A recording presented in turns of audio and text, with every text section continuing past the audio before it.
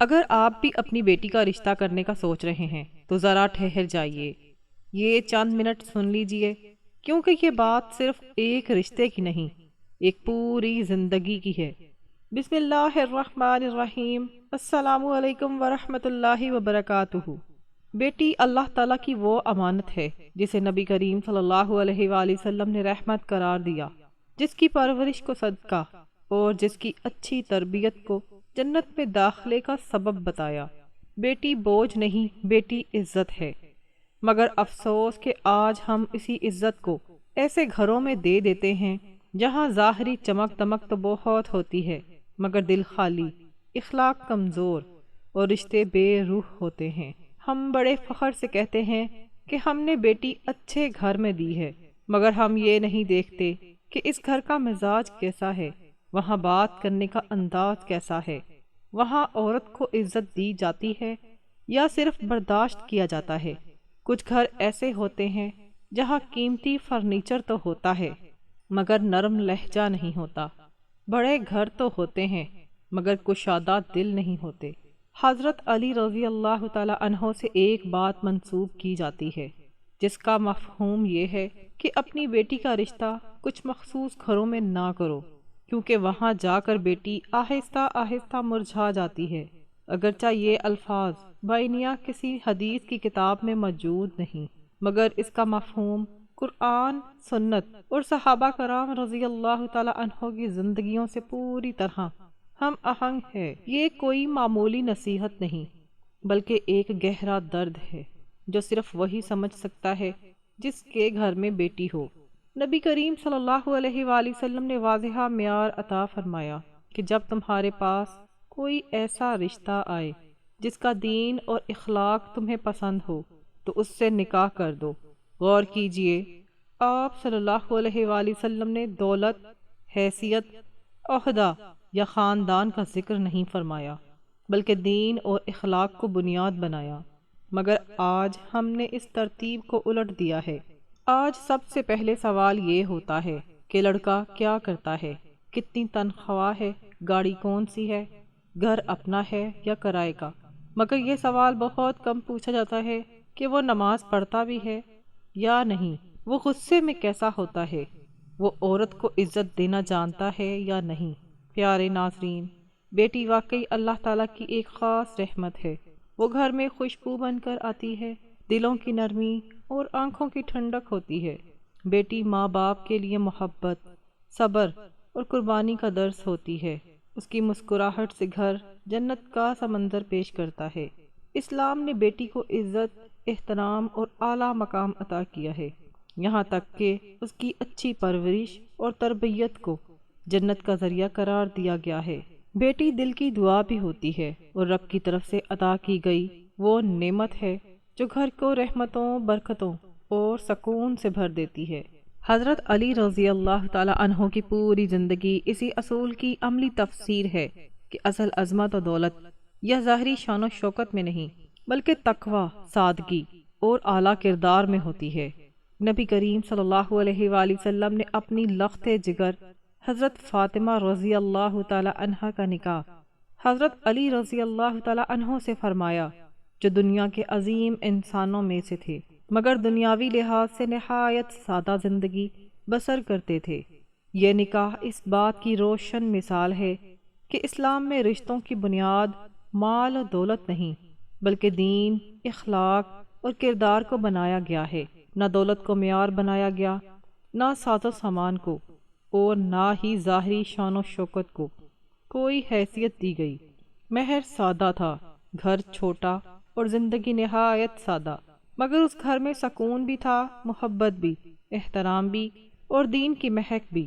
حضرت فاطمہ رضی اللہ تعالی عنہا خود گھریلو کاموں میں مشغول رہتی، ہاتھوں پر چھالے پڑ جاتے، چکی پیستے پیستے جسم تھک جاتا، مگر لبوں پر شکوہ نہیں آتا تھا۔ صبر غالب رہتا اور اللہ پر کامل بھروسہ دل میں زندہ رہتا تھا۔ حضرت علی رضی اللہ تعالی عنہ بھی گھر کے کاموں میں ہاتھ بٹاتے تھے، پانی لانا، جھاڑو دینا، بچوں کی دیکھ بھال، یہ سب ان کے لیے باعث عار نہیں تھا۔ یہی وہ کردار ہے جو ایک عورت کو زندہ رکھتا ہے۔ ورنہ بڑے سے بڑا گھر بھی اسے اندر سے توڑ دیتا ہے۔ ایک موقع پر حضرت فاطمہ رضی اللہ تعالی عنہا نے گھریلو مشقت کی وجہ سے نبی کریم صلی اللہ علیہ وآلہ وسلم سے خادمہ کا ذکر کیا۔ آپ صلی اللہ علیہ وآلہ وسلم نے خادمہ دینے کے بجائے تسبیح فاطمہ سکھائی، 33 بار سبحان اللہ، 33 بار الحمدللہ، 34 بار اللہ اکبر۔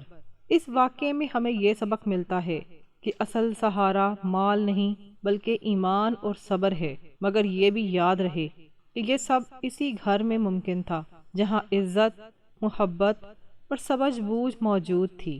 آج بہت سی بیٹیاں ایسے گھروں میں چلی جاتی ہیں جہاں انہیں انسان نہیں بلکہ صرف خدمت کے لیے پیدا کیا سمجھا جاتا ہے، جہاں بہو کی خاموشی کو ادب اور اس کے بولنے کو گستاخی سمجھا جاتا ہے، جہاں اس کے آنسوؤں کو ڈرامہ کہا جاتا ہے اور اس کے درد کو کمزوری۔ ایسے گھروں میں بیٹی آہستہ آہستہ مرجھا جاتی ہے، وہ سانس تو لیتی ہے مگر جیتی نہیں۔ نبی کریم صلی اللہ علیہ وآلہ وسلم نے فرمایا کہ تم میں سے سب سے بہتر وہ ہے جو اپنے گھر والوں کے لیے بہتر ہو، اور میں تم سب سے اپنے گھر والوں کے لیے بہتر ہوں۔ یہ محض ایک حدیث نہیں بلکہ ایک آئینہ ہے جس میں ہر مرد کو اپنا چہرہ دیکھنا چاہیے۔ جو مرد گھر میں سخت ہے وہ باہر کتنا ہی نیک کیوں نہ نظر آئے، اللہ کے ہاں بہترین نہیں ہو سکتا۔ پھر ایک اور تکلیف دہ پہلو جہیز کا ہے۔ حضرت علی رضی اللہ تعالی عنہ اور حضرت فاطمہ رضی اللہ تعالی عنہا کے نکاح میں نہ جہیز کا بوجھ تھا، نہ رسم و رواج کی زنجیریں، چند سادہ سامان، ایک بستر، ایک چکی، ایک پانی کا مشکیزہ تھا۔ یہ عظیم گھر کا آغاز نبی کریم صلی اللہ علیہ وآلہ وسلم نے فرمایا کہ سب سے بابرکت نکاح وہ ہے جس میں کم خرچ ہو، مگر آج ہم نکاح کو عبادت کے بجائے مقابلہ بنا چکے ہیں۔ جس گھر کی بنیاد لالچ پر ہو وہاں محبت دیر پا نہیں رہتی، وہاں بیٹی خود کو بوجھ سمجھنے لگتی ہے اور یہی احساس اس کے دل کو سب سے زیادہ زخمی کر دیتا ہے۔ حضرت علی رضی اللہ تعالی عنہ کے مفہوم کے مطابق یہی وہ مرجھانا ہے جو باہر سے نظر نہیں آتا مگر اندر سے انسان کو کھوکھلا کر دیتا ہے۔